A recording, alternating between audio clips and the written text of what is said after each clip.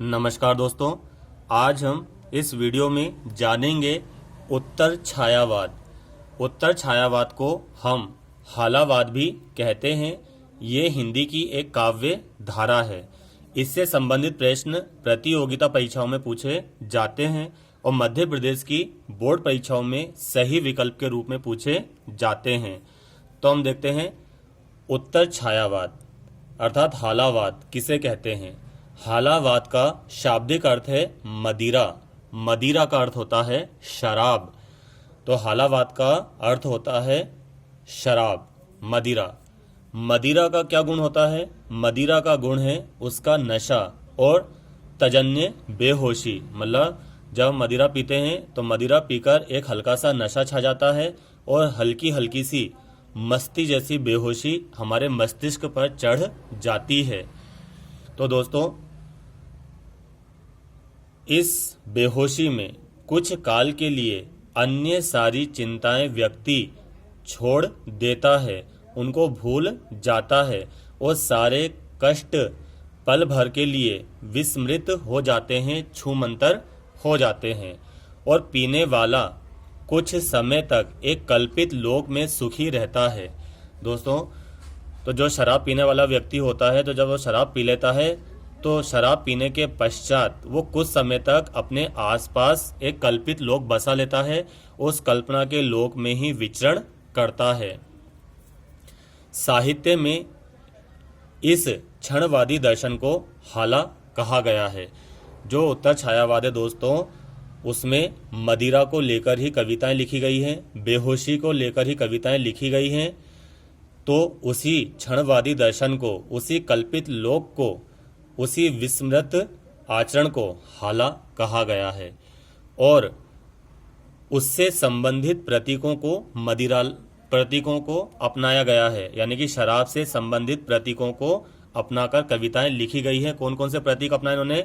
मदिरालय। मदिरालय मतलब होता है मधुशाला अर्थात ठेका, प्याला, व्याला, सुराही, साकी के माध्यम से अभिव्यक्ति मिली है। दोस्तों, जो हमारे हिंदी का जो छायावाद है, इसमें उन्होंने कौन से प्रतीकों को अपनाया है? प्रकृति के प्रतीकों को अपनाया है अपनी कविताओं में। जो प्रगतिवाद है, प्रगतिवाद में किसको अपनाया उन्होंने? हंसिया को, कलम को, पगड़ी को, ठेले को, इन प्रतीकों को अपनाकर कविताएं लिखी हैं प्रगतिवाद में। तो इसी प्रकार जो उत्तर छायावाद की कविताओं में उन्होंने भी प्रतीक अपनाए हैं। प्रतीक काय को अपनाए हैं? कौन से प्रतीक अपनाए? जो मदिरा से संबंधित है। मदिरा से क्या संबंधित है? मधुशाला अर्थात ठेका, मदिरालय, प्याला, सुराही, साकी के माध्यम से अभिव्यक्ति मिली और इसी को हालावाद की संज्ञा प्राप्त हुई है।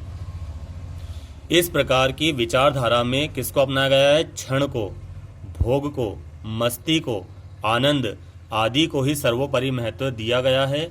दोस्तों, उत्तर छायावाद की जो कविताएं हैं अर्थात हालावाद की जो कविताएं हैं, उनमें हमें अश्लीलता के भी दर्शन होते हैं।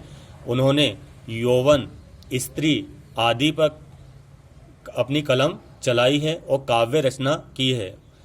यौवन के कारण और स्त्री की अश्लीलता के कारण ये उत्तर छायावाद की काव्य धारा ज़्यादा दिन तक नहीं चल पाई है।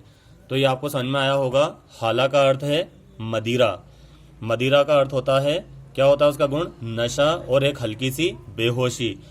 इसी बेहोशी के कारण जो कवि होता है, जो व्यक्ति होता है, वो अपने आसपास एक कल्पित लोक बसा लेता है। उसी कल्पित लोक को कहा जाता है हाला। और जो इन्होंने कविताएं रची हैं उसमें मदिरालय, प्याला, सुराही, साकी, यौवन आदि के माध्यम से कविताएं लिखी हैं। जो हालावाद का प्रमुख गुण है जो अपनाता है वो अपने कविताओं में, वो किसको अपनाता है? क्षण, यानी कि जीवन क्षण भर का है। ये जीवन क्षण भर का है, इसलिए इसमें भोग विलास को महत्वपूर्ण स्थान दिया गया, मस्ती को, आनंद को स्थान दिया गया। दोस्तों, जो आपने बॉलीवुड पिक्चर देखी होंगी, बॉलीवुड पिक्चरों में भी देखा होगा आपने उत्तर छायावाद के दर्शन। जब हीरो को अपना प्रेम प्राप्त नहीं होता है तो मधुशाला की ओर चला जाता है और वो मधुशाला को ध्यान में रखकर, साकी को ध्यान में रखकर गाने गाता है। जैसे बहुत सारे गाने हैं हमारी बॉलीवुड में, जैसे एक गाना है, बहुत सारे गाने आप सुनना उनको। फिर देखते हैं हम हालावादी दर्शन के मूल में सूफी दर्शन है। यानी कि जो हालावादी दर्शन के मूल में किन के दर्शन होते हैं, हमें सूफी दर्शन शास्त्र के दर्शन होते हैं। बाह्य चार का खंडन करके इन सूफियों ने प्रेम मार्ग का आग्रह किया है। यानी कि उन्होंने बाह्य चार का खंडन किया है और इन सूफी कवियों ने प्रेम मार्ग का आग्रह किया था। इस प्रेम की एकाग्रता, तन्मयता और बेहोशी की तुलना शराब की बेहोशी के साथ की जाती रही है। आगे चलकर शराब के इस प्रतीक को अलग कर दिया गया तथा उसे जीवन की मस्ती, बेहोशी तथा बेफिक्र वृत्ति से जोड़ दिया गया। तो यही होता है हिंदी में उत्तर छायावाद, जिसे हम कहते हैं हालावाद। हिंदी में हालावाद के जनक हैं हरिवंश राय बच्चन।